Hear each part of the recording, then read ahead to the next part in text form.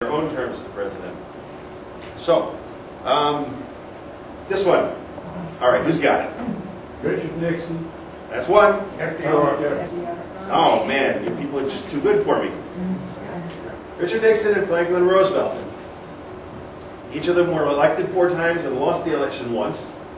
One Democrat, one Republican. Franklin Roosevelt ran for the vice presidency in 1920. Many people forget that, but you people are Mensons. So you all remembered that, right? Right. Yeah. Was Nixon one of the youngest vice presidents? Was Nixon one of the youngest vice presidents? Funny you should ask that.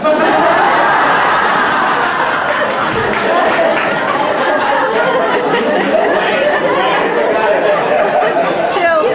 So, anybody know what this list is? Good question. It's almost like we should save all our questions for before the conference. Like I said, Mensons are so much more intellectually challenging than the average audience. They're a real pain to talk to. That's why I'm a Menson. Yes, the youngest vice presidents. The youngest one was 36 years old. Barely made it. Yeah. Constitution requires that a president, and therefore vice president, be at least 35 years of age. So, it's going to be really tough to break John Breckinridge's record. And yeah, Richard Nixon was the second youngest vice president.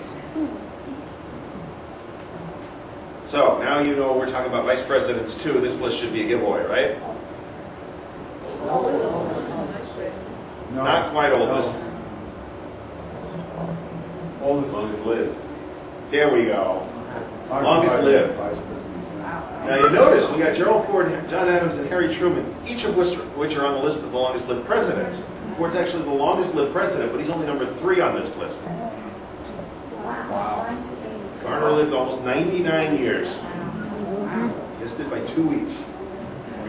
And Morton died on his birthday. He didn't know. Huh? He didn't know. He didn't? I think he did, actually. I don't think these are presidents. Not president. Not presidents. All right, I'll give you that one. Yes, these are indeed the youngest first ladies. Julia Tyler is... Wow. Yeah. That's second wife, I guess. There is no constitutional requirement that the First Lady be 35 years of age. Indeed, there's no constitutional requirement about the First Lady at all. It's one of the oddest positions in the United States government because as of about 30 years ago, the First Lady has an officially paid for staff, office, and has no salary herself. She's not recognized as a job, but people are paid to work for her. Julia Tyler was the first one to marry a sitting president after John Tyler's first wife died in office, Letitia. Julia Tyler's father actually died just before they got married in the explosion on the USS Princeton in the Potomac River. It was a brand new warship with a massive gun, and they test fired it a couple of times. It was a tour for a couple of governmental VIPs. The president was on board, as was the Secretary of State, Secretary of the Navy, Julia Tyler's father, who was senator. And they fired the gun. It was exciting, interesting. The president went below decks, and they fired it again, and it exploded. And it killed the Secretary of State and the Secretary of the Navy and Senator Gardner, Julia's father. So she was kind of in mourning, and John was already a widower at the time, so they decided to have a quiet wedding. They got married in New York City, actually, in 1844. And your 20-year-old First Lady, almost 21. Frances Cleveland was Grover Cleveland's law partner's daughter, Oscar Folsom. Oscar died when Frances was, I believe, 11, and so Grover looked after the family. She was pretty much his ward, and she grew up and she went to college, and Grover said, well, she stopped being a little girl, she turned into a woman, and gosh, I kind of like her. He proposed just about the time she was ready to graduate, and they got married. He is the only president to get married in the White House. And Frances was his only wife. He was a bachelor when he was elected. So we put her on the list twice because Grover served 2 non-consecutive terms. And that's why I count 6, because if we decide it's only one person, then get down to Dolly Madison.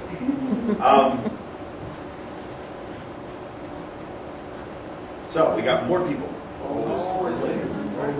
And once again, longest lived first ladies. Yeah.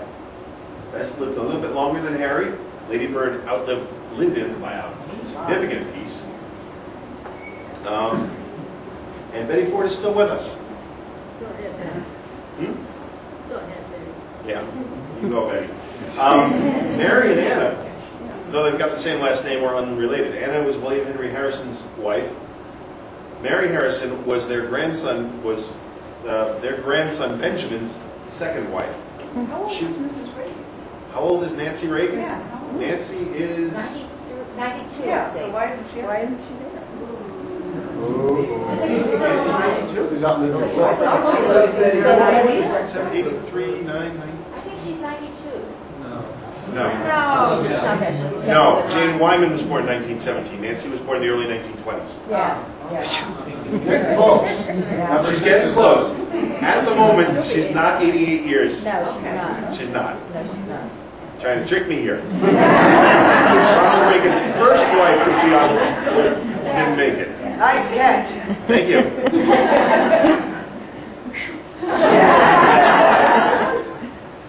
Researching the book, I found a lot of similarities amongst the presidents and a lot of differences, and I found rankings.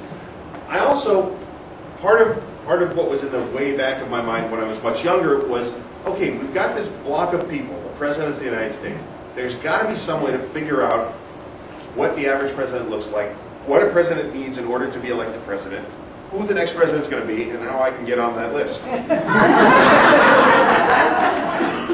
But other than being in party flack, which is not really going to work for me because neither party seems to actually be congruent with my political views, it happens. But I thought, okay, well, what other characteristics do they all share? Is there, could I put myself in position to be the president even without being a Republican or a Democrat? And one of the things I looked at was, what did they do before they became president? Yeah. Senate and governor. Are you going to be like a Wow. lawyer, lawyer? Haberdasher. You're on the list, but not the top. Farmer? You're just making a joke. Well, you're sort of correct. Lawyers and state legislators. Yeah. Half of our presidents have been lawyers. What does that mean? It means half of them have not been lawyers. Think about it. You don't have to be a lawyer to be president. Many of the recent ones have been, but not all of them. And served in their state legislatures. Again, there's a bunch of them. And, or the equivalent. Obviously, it wasn't the state legislature yet when Washington was there. State. Next on the list is governor. 19 governors.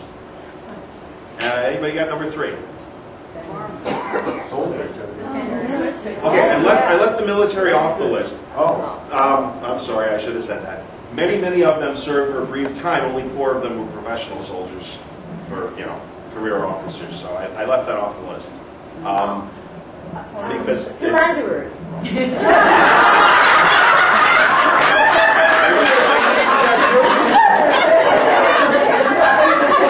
Jeez, and I thought this was a solo. Elected to the House of Representatives. Now, and then senators is number 2. Now, when you look at the list of the vice presidents, these reverse order. Actually, there are more senators than representatives who got to be vice president. Which actually makes some sense because the vice president's only constitutional duty, other than being alive, is to be president of the Senate. And then we get down to 14 vice presidents have become president. Did I get the 6th one here? Oh yeah, 8 of them served in the cabinet. This actually, in the early years of the Republic, it looked like the way to become president was to be Secretary of State. We had the 3rd president, the 4th president, the 5th president, the 7th president were all secretaries of state. But we seem to have gotten away from that of late. And in fact, Buchanan was the last Secretary of State to become president. Yeah? I was wondering, the constitutional amendment that talks about terms of succession in case the president and the vice president should die, you would kind of think it would be logical for